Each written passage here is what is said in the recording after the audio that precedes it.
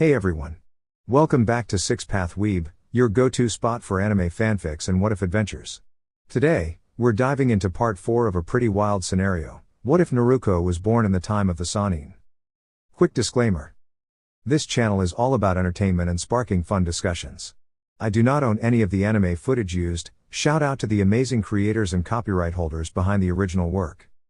Alright then, enough talk, let's jump right in. Naruko's clone and Izumi. While the original Naruko is spending time reconnecting with her first family, her shadow clone and Izumi arrive at the old Team 9 training grounds. The black-haired 18-year-old steps back from the clone, narrowing her eyes cautiously, while the red-haired clone meets her gaze with calm seriousness. Crossing his arms, he speaks gently, "The look in your eyes. It's a clear sign of the Mangekyo Sharingan. What I'd like to know is, how long have you had it, and how did it awaken?" Izumi looks slightly taken aback by the question, but holds his gaze. After a quiet moment, she exhales slowly. "I've had the Mangekyo for about a year. I only use it when absolutely necessary, just like my regular Sharingan. As for how I awakened it happened during a very intense mission last year. I had to push myself beyond my limits to survive. Suddenly, my eyes burned, my vision sharpened, and I felt a new wave of energy. Then, without even thinking, I used a technique I felt like I had always known. It was called Amaterasu." The clone nods in understanding, calmly continuing her thought, "Then you're right, I activated, and your opponent was surrounded by black flames." Izumi's eyes widen in surprise, but she nods in confirmation. The clone lowers his arms and gives her a concerned look. "I wish you'd never had to awaken that power, Izumi. The Mangekyo is incredibly powerful, but it can be dangerous, not just physically, but emotionally. Many from your clan were led down troubling paths because of it. If you need an example, just look at Madara Uchiha." Izumi nods silently, then asks the question that had been weighing on her mind. "How do you know so much about the Mangekyo?" "I only learned what it was after I came back to the village and read through our clan's archives. The record said the Mangekyo is a secret among the Uchiha and rarely spoken of outside the clan. They didn't mention anything about the vision loss it causes." Naruko's clone chuckles lightly and scratches the back of his head, clearly caught. After a brief pause, he finally gives in. All right. I found the information in the Senju clan archives. Both the first and second Hokage, Hashirama, and Tobirama Senju, wrote detailed notes about the Sharingan, especially after fighting Madara Uchiha and his brother Izuna. One of the notes explained that the Mangekyo causes gradual vision loss, making it a power that comes at a cost. Izumi sighs, realizing that her fears have been confirmed. If she continues to use her eyes, she may eventually lose her sight. Just then, she's surprised when the clone gently pats the top of her head, offering a comforting smile. "But," he continues, "Tobirama also noted something curious. After Izuna passed away, Madara's sight seemed to return, and his Sharingan became even more powerful. Tobirama theorized that Madara had transplanted Izuna's Mangekyo into his own eyes, and somehow that reversed the side effects and enhanced the power." Izumi's eyes widen in surprise and cautious hope. "Are you saying I could regain my vision if I were to receive the Mangekyo of another clan member?" The clone shakes his head gently. "Not just any member. It would need to be a close relative, a parent or a sibling, and that person must also have awakened the Mangekyo. Otherwise, the transplant won't work, and the condition would remain unchanged." Izumi lowers her head, her expression dimming with realization. None of her immediate family members have awakened the Mangekyo. It seems like a dead end, until she feels a warm embrace. The red-haired clone gently hugs her, offering calm reassurance. He softly strokes her back and speaks in a soothing voice. "Don't give up, Izumi. There may still be a way. If you search your family history, you might find a relative from a previous generation who had the Mangekyo. If that person's eyes were preserved, the clan may be able to grant you access to them. It's worth asking the clan head." Izumi sniffles, feeling a small spark of hope. He continues gently, "And if that doesn't work, I do know of another possible solution. It's a last resort, and it hasn't been tested, but I promise I'll share it with you if it comes to that. So don't lose heart, but also, keep your expectations steady, alright?" She nods against his chest, feeling comforted. Then suddenly, she realizes how close they are, and her face flushes. She's never been in this kind of embrace with anyone outside her family. Embarrassed, she pulls away as the clone also steps back respectfully. "I'm going to return now and let the original know how everything went," he says with a kind smile. "You can head back to the house if you want to grab your sandals." With a puff of smoke, the clone disappears, his memories returning to the original Naruko. Izumi remained standing there, still blushing and quietly reflecting on how warm and safe she had felt in that moment. But she quickly shakes her head, pushing those thoughts aside. Stop it, Izumi. Naruko is with Lady Tsunade, and they care about each other deeply. Besides, you and Naruko have always had more of a sibling-like connection.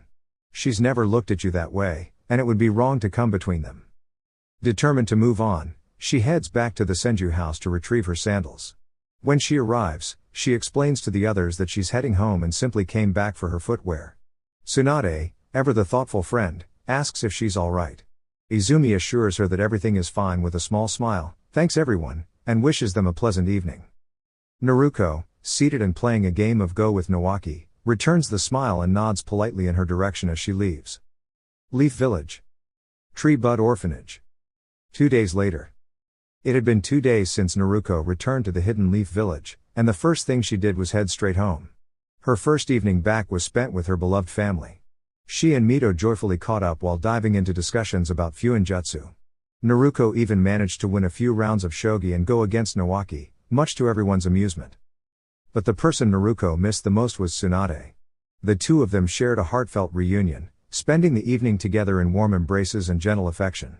When bedtime came, they relaxed in Naruko's room, enjoying each other's presence and eventually falling asleep peacefully, smiles on both of their faces. The following morning, Naruko made her way to the Hokage Tower to officially report her return. To her surprise, or perhaps not, she found that the third Hokage, Hiruzen Sarutobi, wasn't alone in his office. Alongside him stood Homura, Koharu, and Danzo, who was in full Onbu attire, including his dragon mask.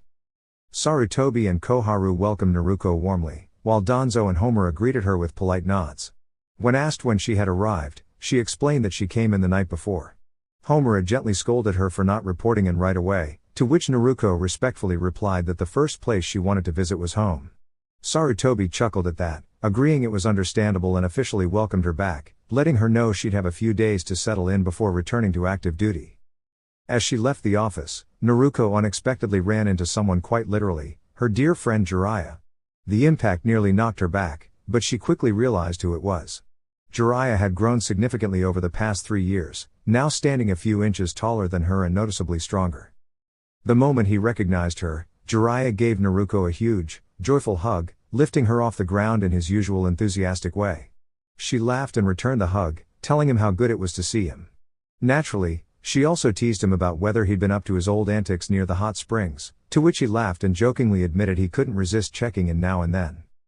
After catching up briefly, Naruko mentioned she had things to do but promised they'd talk more that evening at their favorite barbecue spot.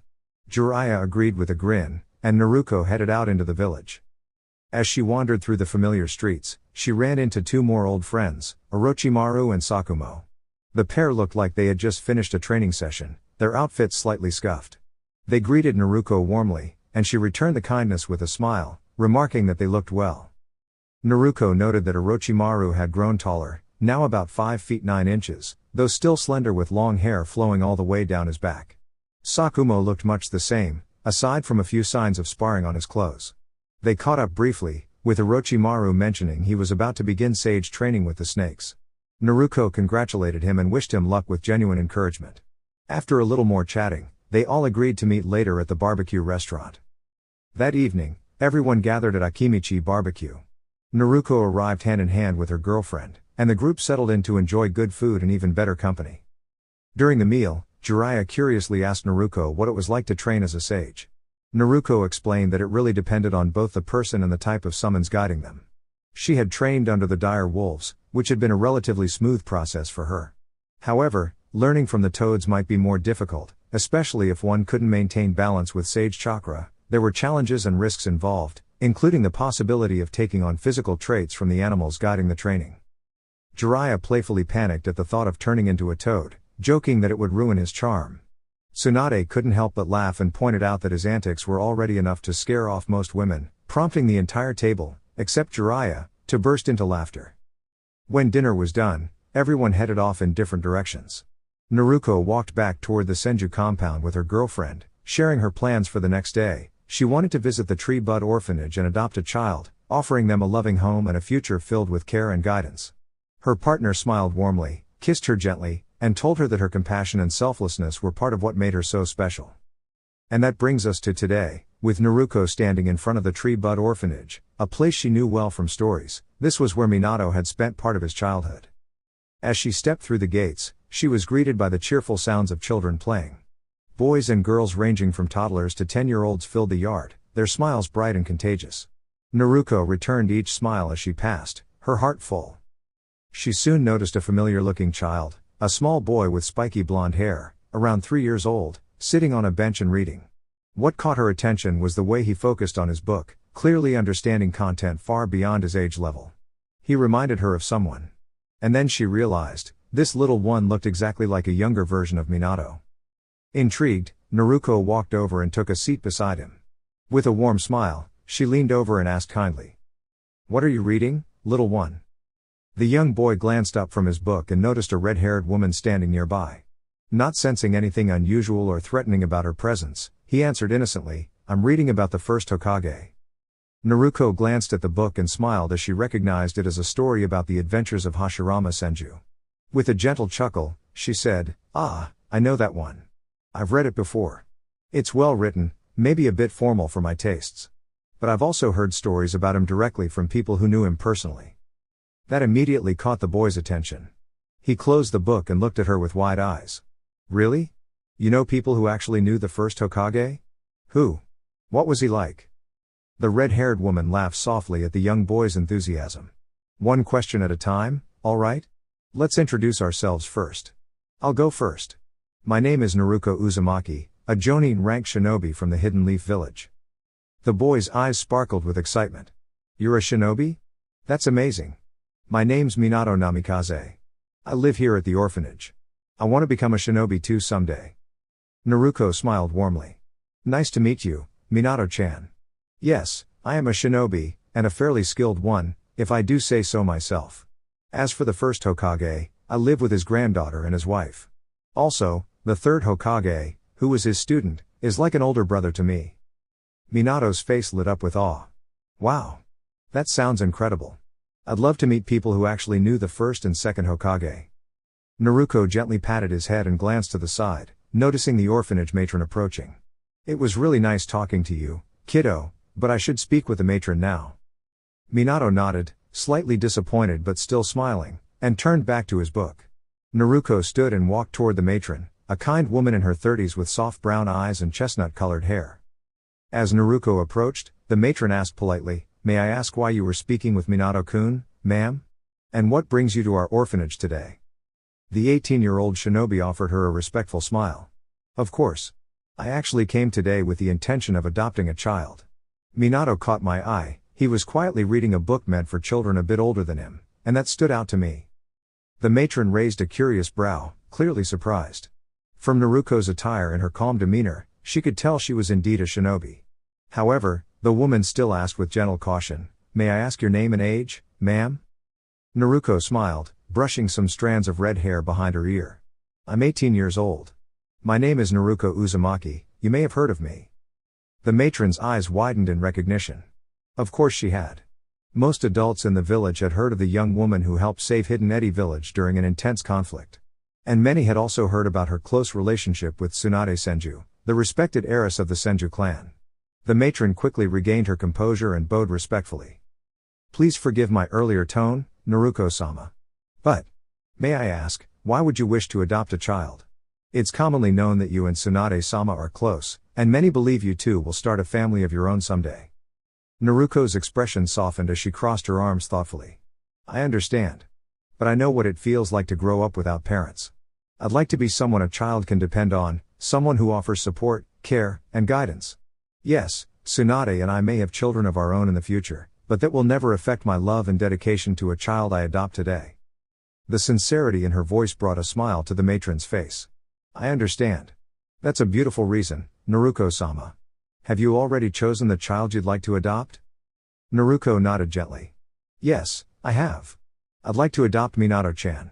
He's clearly intelligent for his age, and I believe I can give him the attention and guidance he needs to grow. He reminds me a little of myself, honestly. He wants to protect the village and care for others, and I want to support that dream." The matron smiled brightly and led Naruko into her office to begin the adoption process. After completing the paperwork, she called one of the caretakers to bring Minato in. A few minutes later, the little boy walked in, looking curious. "You called for me, matron-san?" When he saw Naruko seated in the room, his face lit up. The matron smiled warmly. "Yes, Minato-kun. I have some wonderful news for you. You've been adopted, by Naruko-sama here." Minato's eyes widened in surprise. He looked over at Naruko and asked shyly, "Is that true? Did you really adopt me, Naruko-san?"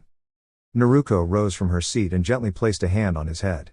"It's true, Minato-chan. The paperwork is all done.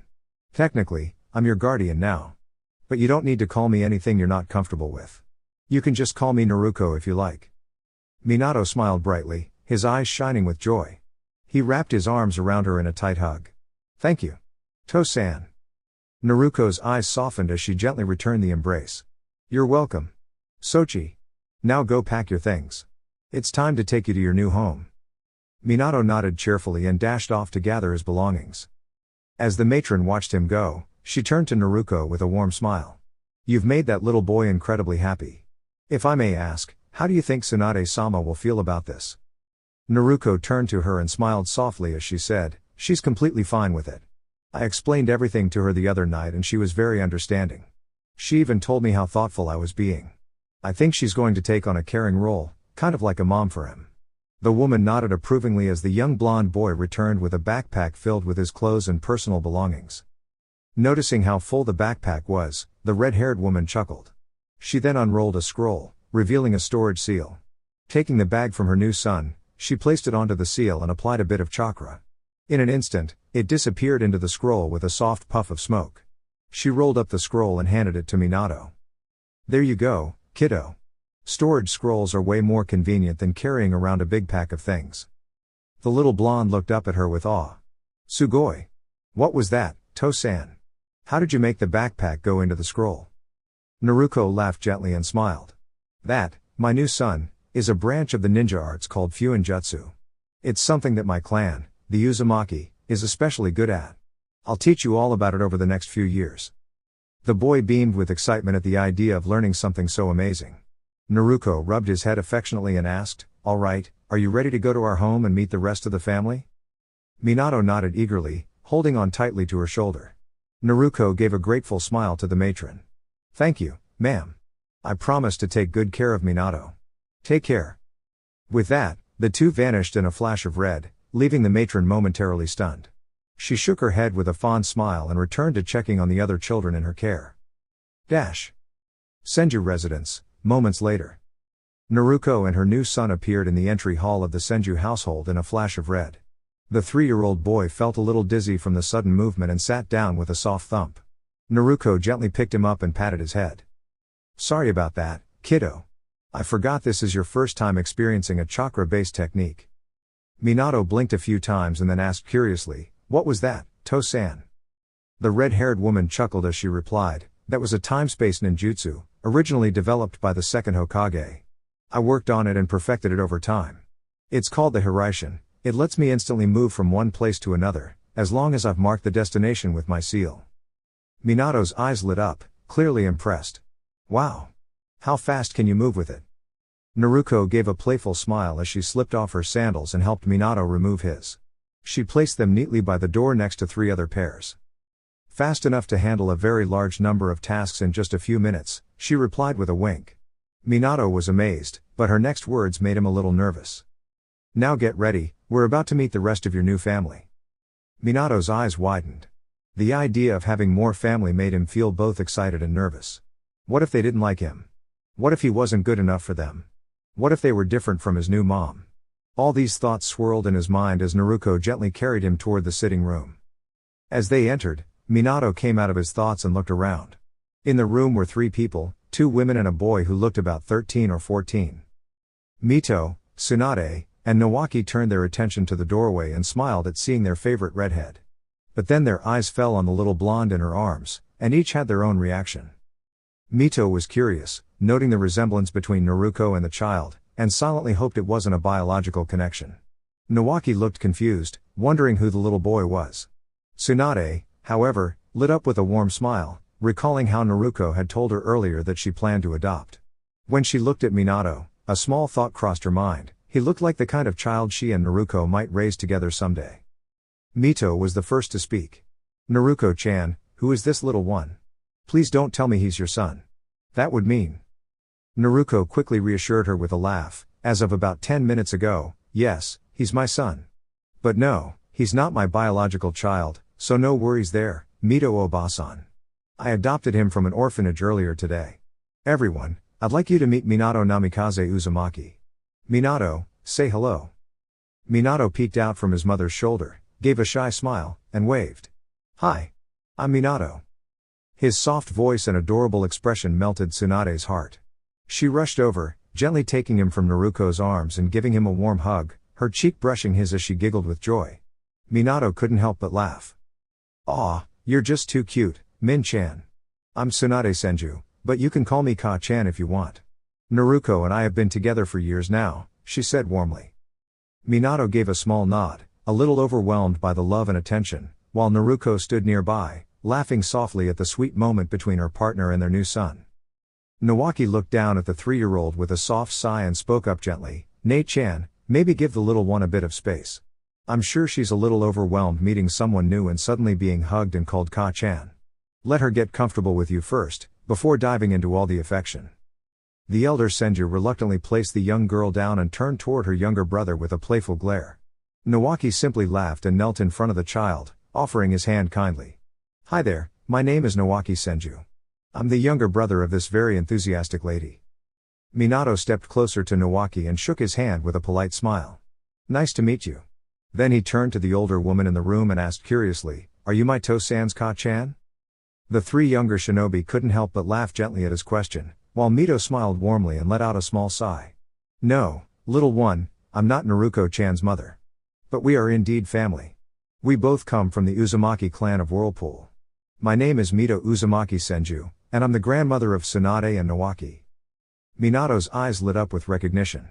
"You're the first Hokage's wife." He turned to Naruko, eyes wide in surprise. "To-san, you didn't tell me you were related to the first and second Hokage." Naruko chuckled, her red hair catching the light as she replied, "Well, I did mention that the jutsu I used to bring us here was created by the second Hokage, and I improved it. How else would I have access to one of the Hokage's techniques?" Minato nodded thoughtfully, processing this new information quickly. Then Naruko clapped her hands gently, calling everyone's attention. "All right, now that we've all introduced ourselves, let's head upstairs and pick out your bedroom. Once you're settled in, we'll all enjoy lunch together as a family and you'll get to know everyone even more." Minato smiled brightly and followed Naruko and Tsunade upstairs. He chose a room a few doors down from Naruko's and began unpacking his small collection of belongings, 2 extra outfits placed neatly in the drawers and a few books arranged on the shelf. Once finished, Naruko and Tsunade led him back downstairs to the dining room for a cheerful lunch. As they ate together, the little family learned more about Minato, how he dreamed of becoming a ninja, how much he admired all the Hokage, especially the second, who he'd heard described as brilliant. He also learned that Naruko was admired around the world for her accomplishments and strength, having faced overwhelming challenges and still earned respect. When he found out about Nawaki's injury that ended his ninja career, he offered sincere sympathy. Minato listened with fascination as Tsunade explained that she was one of the 3 students of the current Hokage, Sarutobi. She smiled as she shared stories about her training, and Minato eagerly soaked in every word. He even asked Mito why she appeared so youthful for someone called a grandmother. Mito explained that members of the Uzumaki clan possess a unique trait that gives them remarkable vitality and a longer lifespan, which keeps them looking younger much longer. It wasn't unusual for Uzumaki to live well beyond a normal lifespan unless they chose the dangerous path of a shinobi. Minato thought that was incredible and even wished he were truly Naruko's child, hoping to live longer and serve his village for many years as a great ninja. He shared that it was already his dream to become Hokage one day. After lunch, feeling a little sleepy, Naruko gently took him back to his room for a nap. She reminded him that dinner would be ready in a couple of hours and tucked him in with a soft smile. "Sleep tight." 2 weeks later, Training Ground 7. 2 weeks had passed since Naruko welcomed Minato into her life, and those days had been full of learning and discovery for the 18-year-old red-haired kunoichi. Today, she was at Training Ground 7 sparring with Tsunade. The sparring session had been intense, not because of frustration, but because Tsunade had been trying to communicate something to Naruko that kept being missed. With her great strength, Tsunade had caused a fair amount of harmless upheaval to the terrain as she trained with her partner. Naruko narrowly avoided a powerful strike, slipping around Tsunade's punch and gently tapping a pressure point at her side. Tsunade gasped slightly as the sensation caught her off guard.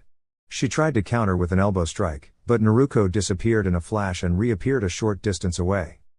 Surveying the scene with a low whistle, Naruko teased, "Wow, Suheim, your strength really never fails to amaze."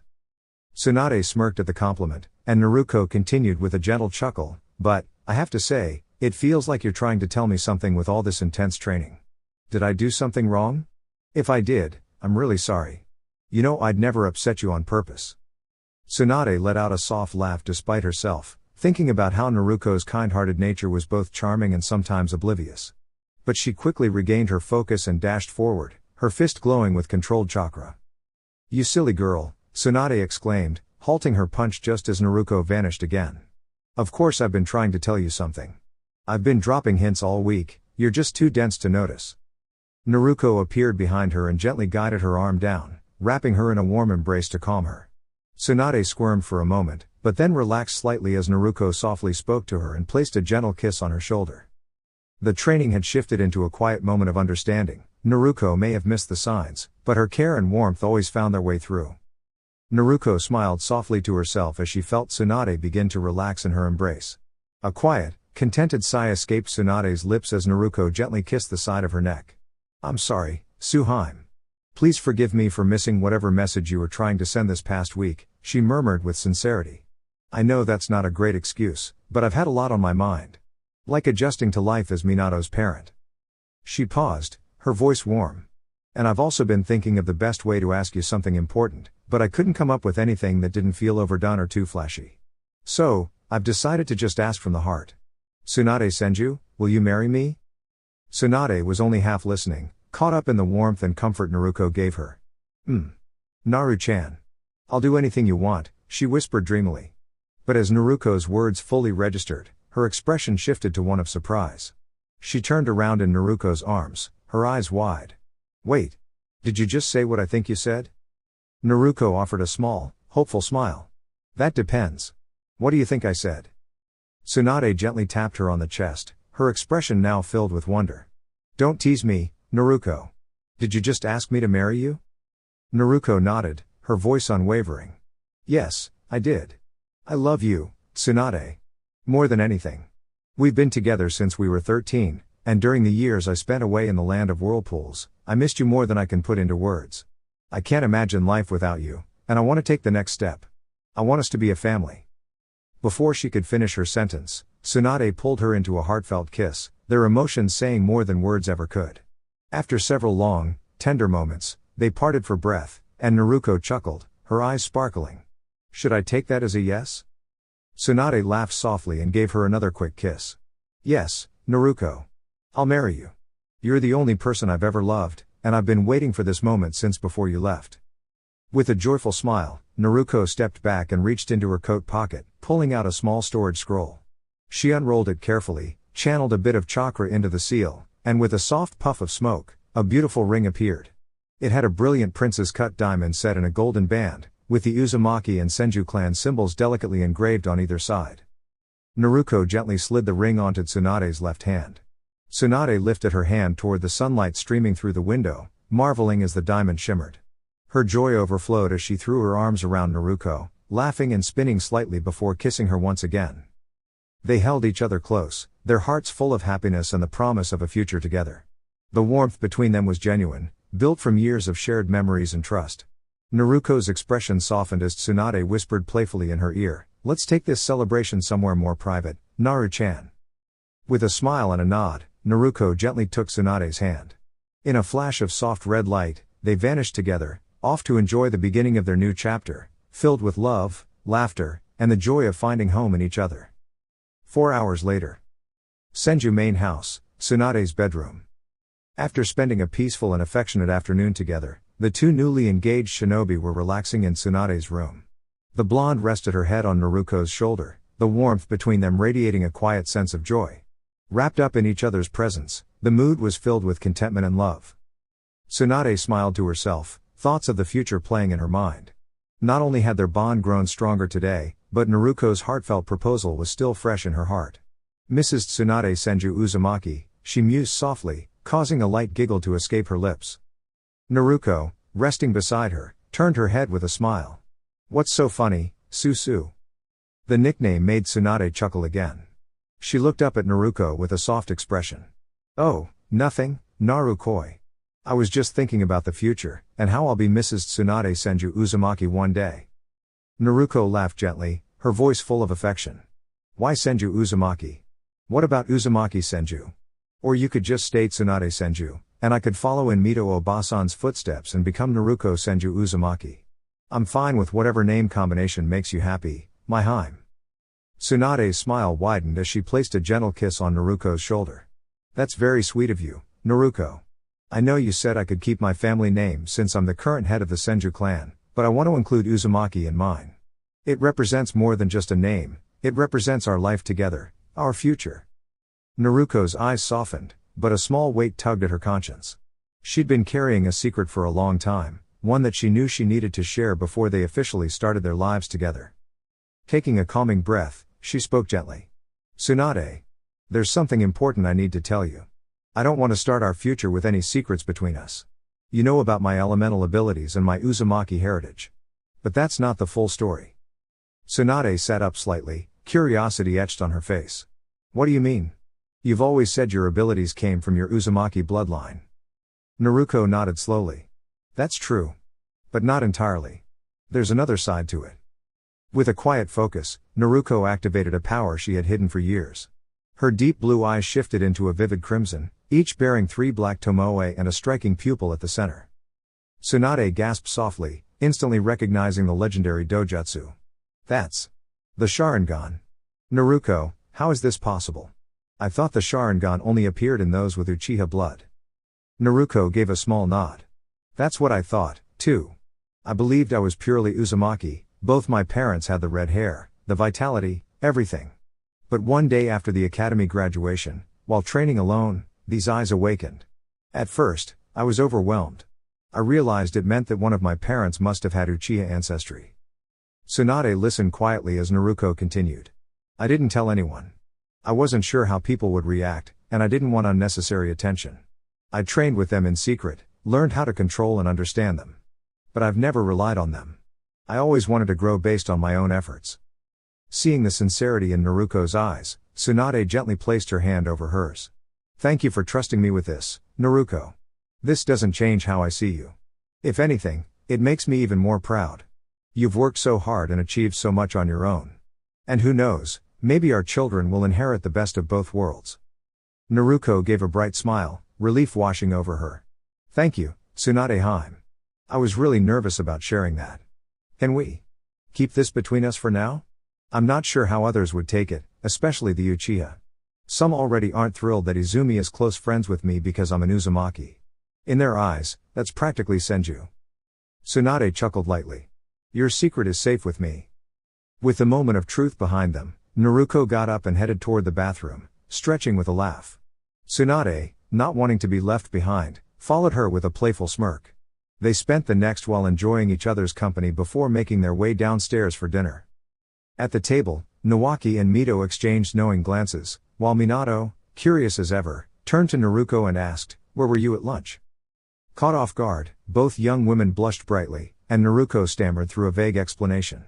Minato tilted his head in confusion, but let the question drop, satisfied, for now. 2 months later. Border between the land of fire and the land of wind. Tsunade and a squad of leaf shinobi stood breathing heavily after the intense encounter they had just faced. A few days earlier, Tsunade had been entrusted with leading a unit of 100 shinobi on a reconnaissance mission. Reports had come in suggesting that a group of sand shinobi were approaching dangerously close to the Fire Country's side of the border. However, upon arrival at their current location, the situation proved to be far more serious than expected. Rather than a small platoon, an entire battalion from the sand village had gathered, appearing ready to cross the border. Acting quickly, Tsunade summoned a messenger slug and sent it back to the village with a call for reinforcements. She instructed her squad to remain hidden and to observe without engaging, unless absolutely necessary. Unfortunately, the plan quickly unraveled. Sand Village sensory ninja detected their presence, and the opposing commander ordered an attack. The confrontation that followed was swift and intense. Despite overwhelming odds, Tsunade demonstrated why the Senju were known as formidable warriors, defending her team with strength and determination. As the skirmish unfolded, both sides suffered heavy losses. Her own numbers dwindled to around 20, while the opposing force was reduced from 400 to 150. Realizing the situation was critical and that their reinforcements were still at least a day away, information confirmed by one of her summons, Tsunade made a bold decision. She signaled for her team to retreat and then prepared to summon a powerful ally. Drawing a line across her palm, she quickly formed 5 hand signs and placed her hand firmly on the ground. Summoning Jutsu, she declared. A large cloud of smoke erupted, revealing Tsunade standing atop the colossal figure of Katsuyu, the queen of the slugs. Katsuyu was immense, easily comparable in size to the boss summons of the snakes and toads.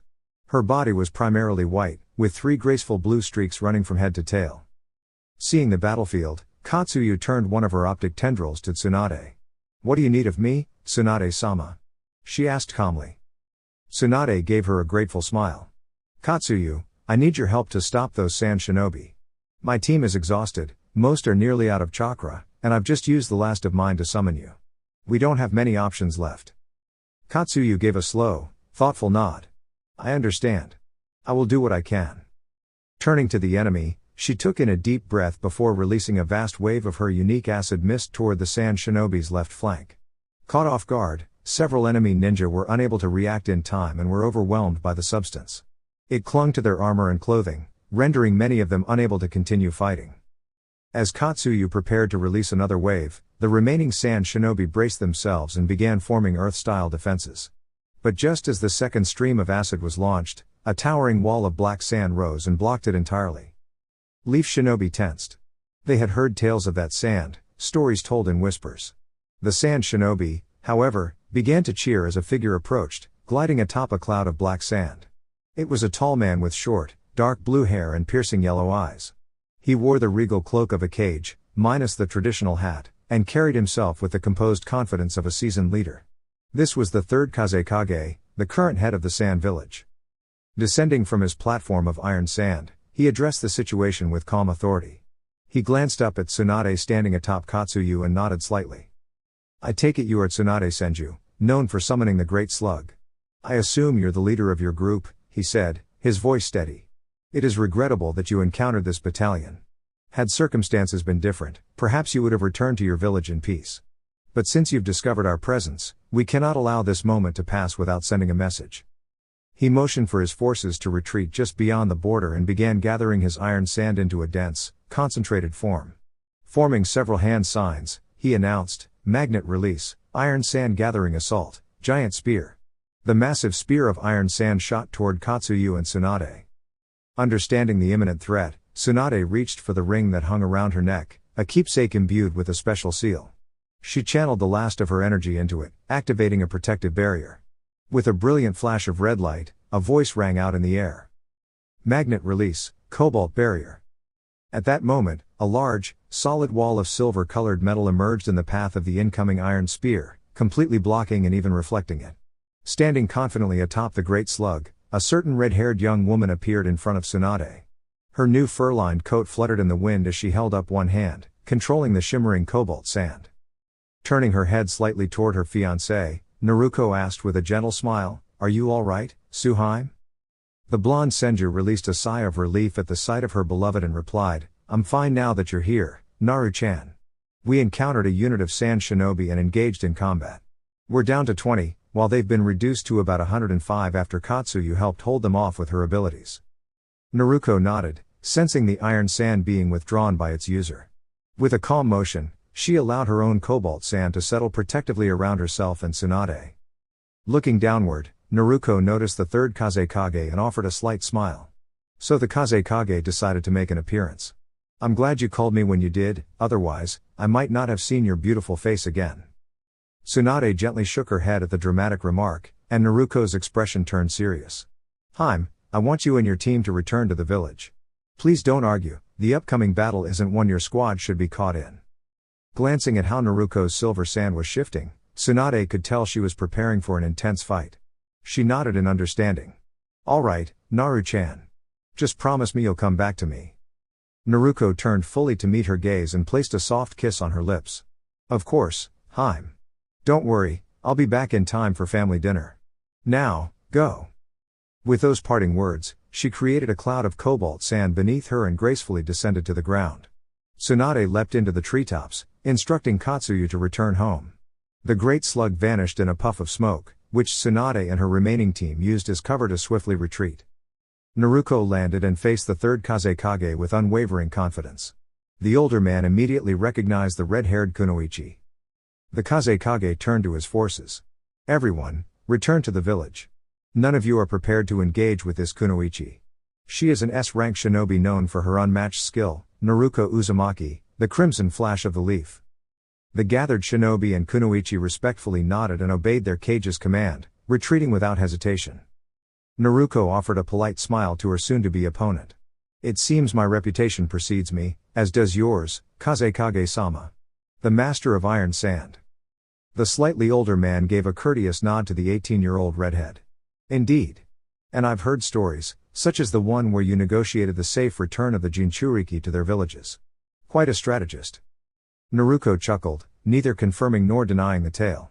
Following the events after the invasion of the Whirlpool, she had indeed arranged for the return of 6 Jinchuriki to their home nations, requesting compensation appropriate to the situation. Mist had offered 30 and 60 million ryo for the 3 and 6 tails, Rock gave 40 and 50 million for the 4 and 5 tails, and Cloud contributed 20 and 80 million for theirs. The total of 280 million ryo was fairly split, 140 million to the leaf, and the rest she kept. Shaking herself from the memory, Naruko gathered her cobalt-hued sand behind her as she prepared for the duel. The Kazekage did the same, commanding his black iron sand into formation. Before we start, Naruko said, may I know your name? It wouldn't feel right to call you just Kazekage throughout our match. The older shinobi smiled. You're absolutely right. My name is Jin of the Sabaku clan. Now that we've been properly introduced, let us begin.